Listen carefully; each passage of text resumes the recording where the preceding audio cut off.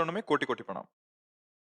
गुरुदेव, गिरिराज जी की परिक्रमा की महिमा व महत्व जानने की इच्छा है और परिक्रमा करते समय कौन से नियम पालन करें जिससे परिक्रमा में कोई त्रुटि ना हो। गिरिराज जी भगवान श्री कृष्ण का साक्षात वपु हैं। भगवान ने देवराज इंद्र की पूजा रुकवा करके गिरिराज महाराज की पूजन वृत्ति ब्रजवासियों में प्रकट की और स्वयं गिरिराज स्वरूप में प्रकट होकर कहा, मैं गिरिराज हूँ और भोग आरोगा। और उसी समय भगवान ने गिरिराज जी की परिक्रमा पूरे ब्रजवासियों से कराई। ये जो 21 किलोमीटर में गिरिराज जी महाराज विराजमान है, ये साक्षात श्री कृष्ण वपु हैं। मतलब ये शिला यहाँ से कभी ले नहीं जाई जाती। ब्रज के बाहर कोई गिरिराज जी की शिला कभी भूल न करे ले जाने की, नहीं महत अपराध लगता है। और यहाँ जो परिक्रमा दी जाती है तो दाहिनी तरफ गिरिराज जी होते हैं पूरी परिक्रमा। जब हम परिक्रमा देंगे तो दाहिनी तरफ आराध्य देव गिरिराज जी होते हैं। तो इधर लघु शंका न करे, इधर थूके नहीं, इधर कुल्ला न करे, लघु शंका कुल्ला बाई तरफ करे। और पूरे गिरिराज जी में मौन परिक्रमा दे या नाम कीर्तन करे, बीच में कोई प्रपंच की बात न करे, कोई नशा न करे। जैसे अज्ञानी जन है, नहीं जानते हैं तो मसाला खा लिया या बीड़ी सिगरेट पी, ऐसा नहीं। परिक्रमा मतलब पूजा हो रही है। भले एक बार परिक्रमा दो लेकिन नंगे पैर परिक्रमा दो, क्योंकि पूजा में जूता पहन के थोड़ी जाते हैं। तो हम गिरिराज जी की परिक्रमा कर रहे हैं, नंगे पैर करें, दाहिनी तरफ कोई लघुशंका मलमूत्र का कुल्ला आदि का त्याग न करे, बाईं तरफ करे और मौन व्रत धारण करते हुए नाम जप करे या नाम कीर्तन करते हुए। अगर चर्चा हो तो भगवत चर्चा हो, नहीं तो मौन। ऐसी पूरी परिक्रमा कर ले तो 84 लाख योनियों में नहीं जाएगा। एक बार वृंदावन की परिक्रमा, गिरिराज जी की परिक्रमा, ये साक्षात प्रभु विराजमान है। अलौकिक धाम श्री धाम वृंदावन चिदानंद धाम है। तो वृंदावन है, गिरिराज जी हैं, बरसाना है, 84 कोस की ब्रज की परिक्रमा है, ये सब भगवत प्राप्ति के लिए है। तो सावधानी पूर्वक परिक्रमा दी जाए, ये साक्षात भगवत स्वरूप हैं गिरिराज जी महाराज।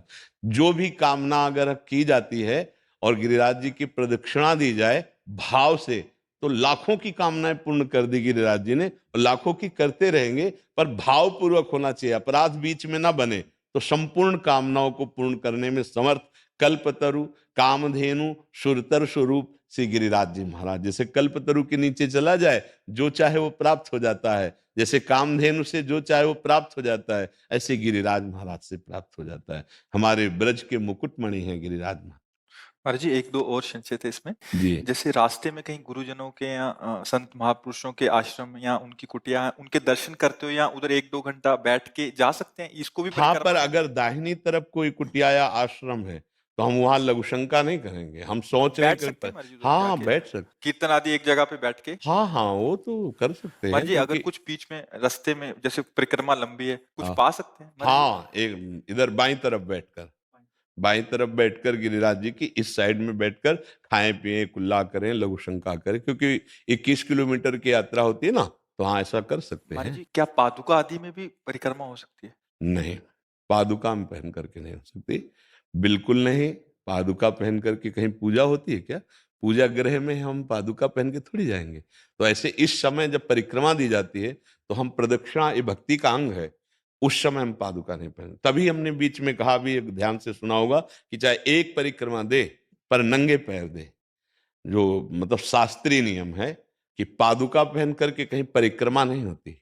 जा सकते हो, अब मान लो गिरिराज जी गए हो तो पादुका पहने जा सकते हो, लेकिन जहां परिक्रमा उठाई तो पादुका हटा देनी चाहिए, नंगे पैर देना। महाराज जी, एक और संशय। जैसे कुछ वृद्ध जन होते हैं, 70-80 साल की उम्र हो गई है, चल नहीं पा रहे, क्या टमटम आदि से वो बैठ के नंगे वो पैर दर्शन करना माना जाएगा।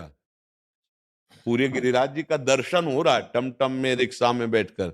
रिक्शा और टमटम में बैठ करके प्रदक्षिणा नहीं मानी जाएगी, वो दर्शन कर रहे हैं आप गिरिराज जी की तलहटी के आसपास। गिरिराज जी का बड़े भाग्यशाली है वो भी। अंदर से ऐसी भावना कर ली जाए कि महाराज जी हम परिक्रमा कर रहे हैं, क्योंकि हमारा इतना शारीरिक हाँ, तो फिर उसमें तो अगर यहाँ ना भी आवे तो भी परिक्रमा का फल मिल जाएगा।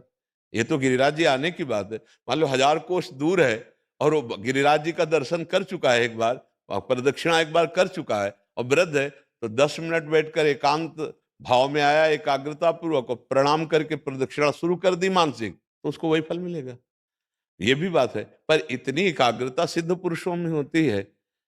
अब मन तो एक सेकंड में कितना चंचल है, कहां से कहां पहुंच जाता है। पूरी गिरिराज जी की परिक्रमा पूरी एकाग्रता से अगर मानसिक दे दी जाए तो वो भी प्रगट परिक्रमा का ही फल प्रदान करेगा। पर बड़े भाग्यशाली, जैसे अब शरीर वृद्ध है या शरीर में दम नहीं है चलने की, तो वो गाड़ी में बैठ करके, मतलब रिक्शा गाड़ी वो नहीं होती, टमटम या हाँ टमटम साइकिल आदि, आदि, हाँ। तो वो दर्शन है। देखो, इसमें खास बात, जब हम कष्ट सहकर श्रम पूर्वक परिक्रमा करते हैं तो हमारे पाप नष्ट होते हैं। जो तप है, जो कष्ट पूर्वक किया जा रहा है, वो हमारे पापों को नष्ट कर रहा है।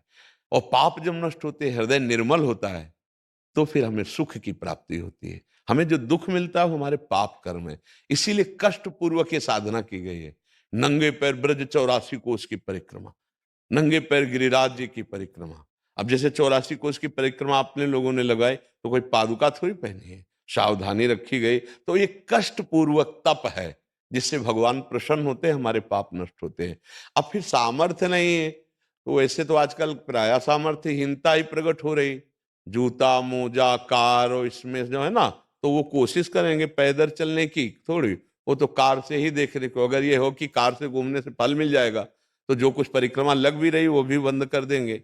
तो खास बात यह है कि जितना तुम शरीर को कष्ट देते हुए नंगे पैर परिक्रमा दे रहे हो, उसका तो फिर अलग ही स्वाद मिलेगा। निश्चित, निश्चित बहुत कृपालु गिरिराज जी महाराज है। कोई केवल दर्शन कर रहा है, कोई गाड़ी से केवल दर्शन करके आया, वो भी भाग्यशाली है। पर परिक्रमा की तुलना नहीं हो सकती। जो नंगे पैर परिक्रमा गिरिराज जी की लगा रहे हैं, उनकी तुलना गाड़ी और रिक्शा इससे नहीं हो सकती। वो अहोभाग्य है। पर कोई नशा ना करें। प्राय हमने देखा है कि गलती कर देते हैं, जैसे बीड़ी सिगरेट और तम्बाकू मसाला खाया कि भाई इतना वो मेहनत कर रहे हो, त्रुटि भी कर रहे हो, ठीक नहीं है। अरे कम से कम 5 घंटे गिरिराज जी की परिक्रमा लगी, तो 5 घंटे नाम जप करो, 5 घंटे तो कोई नशा मत करो, 5 घंटे तो कोई गंदी बात मत करो, कोई गंदा चिंतन ना करो, तो उसका लाभ मिलेगा। तो कष्ट पूर्वक जो गिरिराज जी या वृंदावन की परिक्रमा होती है, विशेष लाभदायक होती है। महाराज जी, एक कोई संशय ना रह जाए इसलिए पूछ रहे हाँ हैं महाराज जी। जैसे अभी हम कभी गिरिराज जी आदि जाते हैं, क्योंकि कुछ संत जन है एक एक दो दो परिक्रमा करते हैं, उनके पैरों के नीचे जी। तो सॉक्स आदि डाल लेते हैं, हाँ, तो वो सॉक्स क्या आदि है कि वो दो दो तीन तीन जो परिक्रमा करते हैं, वो जूता नहीं पहनते, वो कपड़े की पट्टी बांधते हैं, क्योंकि घाव हो जाते हैं। तो उस घाव की स्थिति में भी उनको अपने नियम पूरे करने हैं, तो वो कपड़े की पट्टी बांध ले या ऊन के कपड़े का ऐसा कोई, उनका उद्देश्य जूता पहनना नहीं है। उनका उद्देश्य कि हमें गिरिराज जी की प्रदक्षिणा देनी है। पर अब पैरों में घाव हो गया। पहले अधिकतर हर जगह रज होती थी परिक्रमा में, अब प्राय कंक्रीट वाली ये रोड है, तो बहुत गर्म होने पर फिर त्वचा कट जाती है। और वो दिन में 3-3 बार लगाते हैं, मान लो 24 घंटे में 3 बार, तो वहां घाव बन जाते हैं। अब उनको अपना नियम पूरा करना है, तो मोटी कपड़े की पट्टी बांध ली या ऊन के ऐसे धारण कर लिए, वो उनके लिए है, उनका निषेधात्मक नहीं है। हम खास बात उनके लिए जो कभी कभी कर रहे हैं, तो वो नंगे, वो कोई जूता नहीं पहनते। महाराज जी, इसमें एक क्वेश्चन से हाँ आपने बोला जूते नहीं डालने, जी। तो क्या जैसे अभी सर्दी आती है, जी जनसाधारण आदि सॉक्स डाल के डाल कर सकते हैं? नहीं, नहीं, मोजा और जूता दोनों पादुका के अंतर्गत ही आते हैं। हम जब श्री जी के सामने निषेध किए हैं कि नहीं, तो आराधना के लिए मोजा नहीं। अब जैसे वही मोजा पहनकर लघु शंका की है आपने, वही मोजा पहन करके आप अन्यत्र भी, अब वही मोजा पहनकर ठाकुर जी के सामने, मुझे तो अच्छा नहीं लगेगा। हाँ भाई, एकदम ऐसी परिस्थिति है तो नए मोजा जो लघुशंका सोच आदि में नहीं है और वो पहने हो, तो बात अलग है। जैसे गुरजन वयोवृद्ध बीमार शरीर, तो वो धारण किए, पर नए मोजा, वो मोजा पहनकर वो बाथरूम नहीं जाएंगे। हाँ, अगर कोई ऐसी परिस्थिति है तो ऐसा नए मोजा पहन करके फिर ऐसा कर सकते हैं। पर हमें लगता है कि अगर शरीर काम कर रहा हो, रोगी ना हो, तो कष्ट पूर्वक गिरिराज जी या वृंदावन की परिक्रमा लगानी चाहिए, जिसमें नंगे पैर हो तो और अच्छा है। जैसे बिहारी जी राधा वल्लभ जी के दर्शन के लिए है, तो हमें तो नहीं लगता कि कोई श्रद्धावान उनके सामने वही मोजा पहन कर जाएगा जो बाथरूम में, जो शौच आदि या जो अन्यत्र पहने जाते हैं। वहां तो नंगे पैर जाना चाहिए। डेहरी के बाहर उतार दो और फिर लौट कर आकर उनको पहन लो। दर्शन के लिए तो सिर भर जाऊं उचित अस मोरा, सबसे सेवक धर्म कठोरा। हम अपने प्रिया प्रीतम के दर्शन करने जा रहे हैं, धाम के दर्शन करने जा रहे हैं, और हम ऐसा सोचे, उचित तो यह है कि हम सर के बल चल नहीं पाएंगे, नहीं, यहाँ सर के बल चलें। हमारी प्रिया प्रीतम की राजधानी है, हमारे प्रभु का धाम है।